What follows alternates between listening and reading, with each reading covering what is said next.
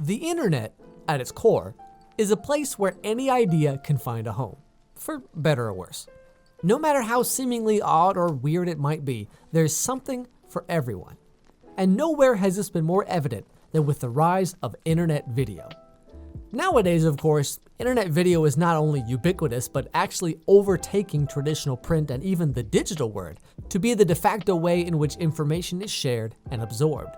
Tracing back the origins of internet video, you come to websites like Newgrounds and Albino Black Sheep, the sort of incubators of the early days of video, and maybe more importantly, flash animation in the early to mid 2000s. But going back even further still, you can trace the conception and birth of internet animation to two brothers and one weird little guy named Homestar Runner.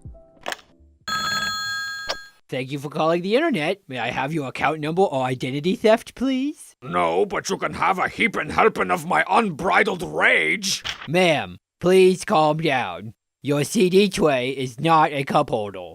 I cannot help you clear your browser cache. No, I'm not in India. Homestar Runner, in its current form, was started by two brothers, Mike and Matt Chapman. It was the turn of the millennium, and flash animation was just starting to become something noteworthy, though still quite primitive. Taking an idea from an old children's book they had written back in 1996, they decided to develop the idea of the character Homestar Runner in the style of Dexter's Laboratory and the Powerpuff Girls from several years before. With this in mind, they made several short-form videos and put them up on their website, homestarrunner.com. One of our primary unlicensed licensees is Shady Daycares. You know, the kind that are open 24 hours and are surrounded by barbed wire. They love to illegally use trademarked characters to earn desperate parents' trust. Where is Tompkins? Where is Coleslaw? Here I am. Man, if I ever have kids, I can't wait to drop them off at the Puddin' Patch every morning on my way to the dog tracks. The rise in popularity of Homestar Runner is a quintessential example, really, of the internet itself and the power it can have. You see, this was long before Facebook, Reddit, Twitter, or really any kind of content curation that we have now. Back in this era of the internet, websites existed largely on their own and had to be discovered and spread by word of mouth, either on message boards or literally person to person. It was the Wild West of the internet, and through sheer quality of content, Homestar Runner blazed a trail for internet video and animation. But you see, it wasn't just the fact that it was one of the first Flash cartoon series ever, but more so how it was, and how it shaped what we think of now to be internet humor. The humor of Homestar Runner is surreal, it's absurd, self-parody, self-referencing, never taking itself too seriously. The kind of humor that most of the modern internet now is more or less based on can be linked either tangentially or directly to Homestar Runner. Right, New Earthlings, tonight we go to a varsity football game. Into the Dragon's Lair, into the robotic Dragon's Lair, into the Apple Store. That's right. It's the one time when we can coexist at the same social function with football players, but they will be powerless to ridicule and or wedgie us. Revenge is at hand. Huzzah! Otaku! Homestar Runner's influence on internet humor is such that even if you've never actually seen it, you've still basically seen it. There are references and pieces of Homestar Runner in places that you wouldn't even expect, like the finales of Buffy the Vampire Slayer and Angel. You go through the door and are confronted by Trogdor the Burninator.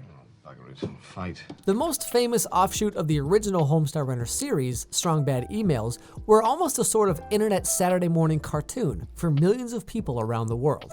Much like cartoon series from years earlier, like the Animaniacs or Dexter's Laboratory, much of the success of Homestar Runner can be attributed to its wide age demographic appeal. The show would regularly reference 70s, 80s, and 90s pop culture, poking fun at the days of yesteryear for all ages. But more than the absurdist humor or the birth of Flash animation, Homestar Runner's legacy is, in many ways, an allegory for the internet itself. You see, they never ran ads, they never advertised, and so Mike and Matt Chapman were never beholden to any corporate oversight. They never had to please shareholders or advertisers. They never had to toe any lines, I guess you could say. Homestar Runner existed exactly how its creators intended it to. It was unfiltered, untainted by SEO terms and trending topics. It was art for the sake of art. It was entertainment that existed for no other purpose other than simply to entertain. Much like the early days of Newgrounds some years later, and the early days of YouTube later still, it wasn't about building a business or attracting sponsors. It was never about the numbers. It was always about the art of making someone laugh. Homestar Runner is a perfect example of autotelic entertainment. In some ways, a kind of punk rock approach to content. There was never any intention of making money, and in fact, the brothers went well out of their way to never advertise what merchandise they did actually sell. While taking things this far might have ruined a potentially very profitable business, at least early on, Homestar Runner was created without commerce and thrived without commerce. On the internet, anything and anyone can find a home. Any idea, any type of humor, anything can find its audience. And through this free and open, unregulated Wild West that is the internet, there's always something that sticks out above the rest. Something that really couldn't exist in any other form or medium. Homestar Runner and its legacy of internet animation and videos in general is a perfect example of what makes the internet so great. It's true that in its current form, it can be a little hit or miss at times, some people using it for good while others not so much. But yet, ultimately, it's this same double-edged freedom that one day, hopefully, is going to allow some little Susie or Johnny to make the next Homestar Runner.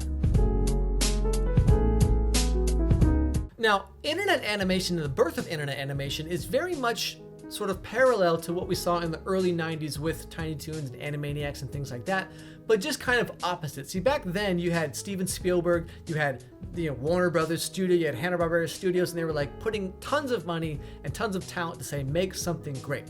The internet basically gave all the same tools to anybody.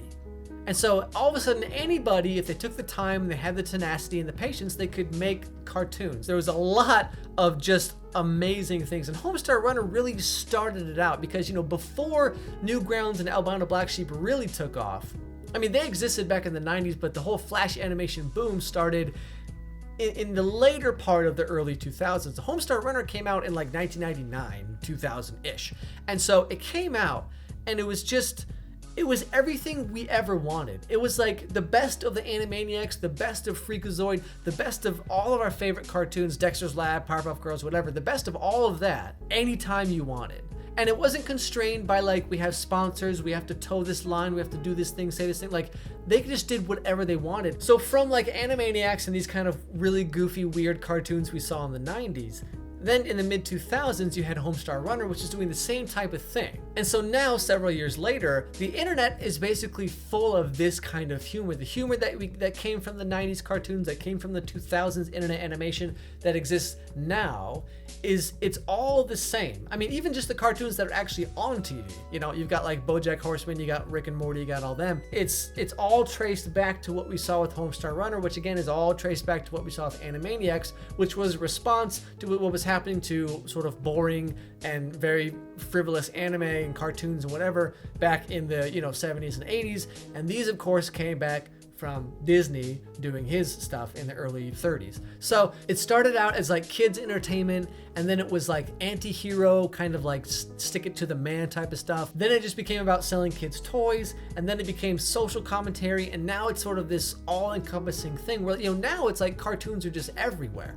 YouTube has tons of cartoons, and Netflix has original cartoon series. You've got Adult Swim, which is a super popular this sort of juggernaut of games and cartoons and culture. And it's so amazing to see how it started from very small nothing and how it's evolved over time, where people who are really creative and you just give them this freedom to make cartoons, to make whatever they want.